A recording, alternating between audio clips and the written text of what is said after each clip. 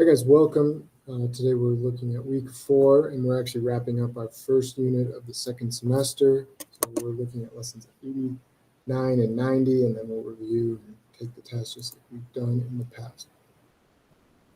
So lesson 89, estimating square roots. So we're going to know a square root, taking the square root of a number. Plug it into our calculator, but if it's not a perfect square, it's actually an irrational number, so the decimal continues on infinitely and it's never repeated or never terminated. So how we can kind of predict what these numbers will be between is we can use what we know about perfect squares. So what number squared will equal 400? What number times itself equals 400? Okay, well I know 10 squared is 100, 11 squared is 121, 12 squared is 144, so we could start working from there. Okay, I know 2 times 2 is 4, so maybe 20 times 20 equals 400. If we go in, again, I can use the calculator to make life a little bit easier too. We have the square root symbol here. Not that we're going to always use this, because sometimes we're estimating or sometimes we're looking for keeping it in root form, which we'll talk about down the road. This one actually is a perfect square. So the square root of 400 is 20. We can use some deductive and logical thinking to try and figure out that. It's not always going to be perfect where we can just say, oh yeah, these numbers squared equals this number. So work backwards from that. Now if we have 625, well, we know 20 squared, we just did that one, is 400. Is 30 squared going to be 900? So maybe it's somewhere in between there, between 20 and 30. So 25 times 25, we could do that. 25 times 25, yeah, that's 625. So the square root of 625 is 25. It's 25 squared equals 625. So these are ones I don't expect you guys to have memorized all the way up to 100 squared or anything like that, but we can use some reasoning and logic to try and figure out. Now, if it's a smaller number, between which two consecutive numbers is the square root of 20? If we're thinking about that, this one, we're punching in, we're getting a decimal number, so let's think about it without using the calculator. Square root of 20. Okay, well, this is a lower number, so I know some of these perfect squares. 1 squared is 1, 2 squared is 4, 3 squared is 9, 4 squared is 16. All right, so the square root of 16 equals 4. Square root of 5 is 25. Okay, that's greater than the square root of 25. So the square root of 20, I know it's greater than the square root of 16. It's going to be greater than 4. It's less than 20 square root of 25, so it's going to be less than 5. So this has got to be somewhere between 4 and 5. It doesn't mean it's 4.5. It's not exactly in the middle. It's an irrational number, so the decimal actually continues on forever. But that'll give us an idea of where it is. Okay, so it's around 4.5, but 4.472135955, and it continues on forever after that. So square root of 20 is between 4 and 5. I'll see some test questions like that. Use your deductive reasoning, or calculator will be there. Not that you need it. And as we said, the square root of a non-perfect square is actually an irrational number, meaning the decimal continues on infinitely. So that's why we usually write it in root form, the square root of 20 versus 4.475512319, whatever it was, because it's going to go on forever, so we're going to have to round it off at some point. So if we did 4.5 times 4.5, it's close to 20, but not exactly. Well, 4.4, it's less than 20, but it's not exactly. So I'm not going to be able to punch in any number, any decimal number into our calculator and get exactly 20. Because we have to continue on forever, which obviously we can. So we use this symbol indicating that it's about. So, square root of 20 is about. It's not equal to 4.5, but it's about that. Just like we've used with pi in the past. Pi is a pretty popular irrational number, so pi is about 3.14. Sometimes you say equal, but that's not technically right because pi is not equal to 3.14. It's about 3.14. So it's very, very close to that. This is a rounded version of it, but it's not equal because it would continue on infinitely.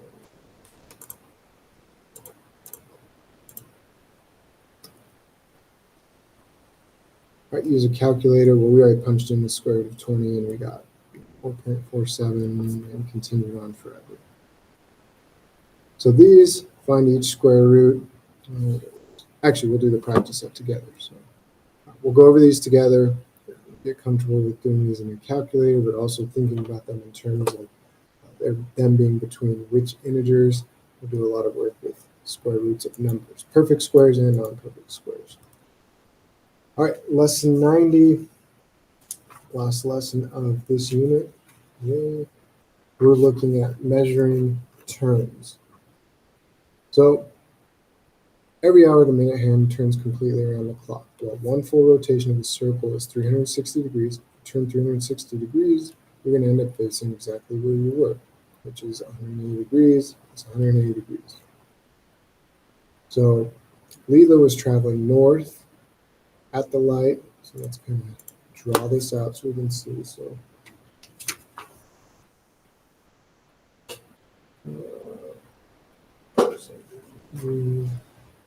turning back and forth. So traveling north at the light, she turned 90 degrees to the left. 90 degrees to the left.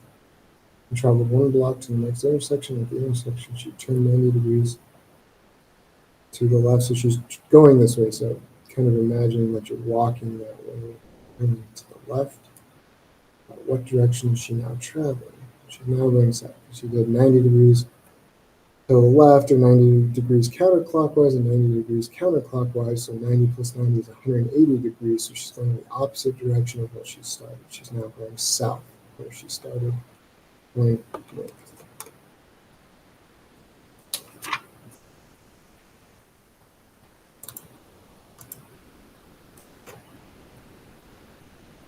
Andy and Barney were both facing north. Andy made a quarter turn 90 degrees clockwise to face the east. Barney turned counterclockwise until he faced east. How many degrees did Barney turn? So we have Andy, 90-degree rotation clockwise. Again, looking at a clock, travels to the right. So he is now facing east. Barney is facing the same way, but he turned the opposite direction. Still ended up facing east, but he did 90 degree plus 90 degree plus 90 degree. Well, that is 270 degrees. So a 90-degree clockwise rotation is the same as a 270-degree counterclockwise rotation. So ended up being equal to both of those. Both ended up facing this. Andy only had to turn 90 degrees clockwise. Barney turned 270 degrees counterclockwise, but they both ended up facing east. As Elizabeth ran each lap around the park, she made 6 turns to the left, no turns to the right. What was the average number of degrees of each turn?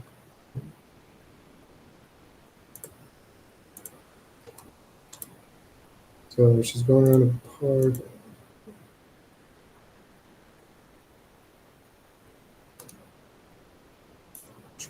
So it's 6 turns, so it's going to be a hexagon.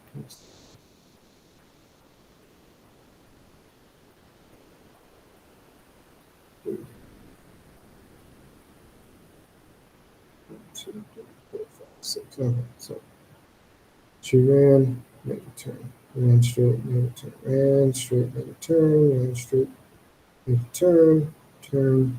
Again, assuming each turn it's a regular shape and that all turns are going to be the same. Well, we know if you start here and you end up here, one full rotation, that's 360 degrees. She made 1, 2, 3, 4, 6 turns. We're going to divide the 360 degrees for all of the turns divided by 6 to figure out what each turn was. And that's 60 divided by 6 is 60 degrees. So each turn averaged 60 degrees again. It wasn't a regular shape, and one was 80 and then one was 40 or whatever, but they would average out to be 60 degrees because it has to be 360 degrees. If you do one full lap and end up the same place we started, then it's a 360 degree rotation.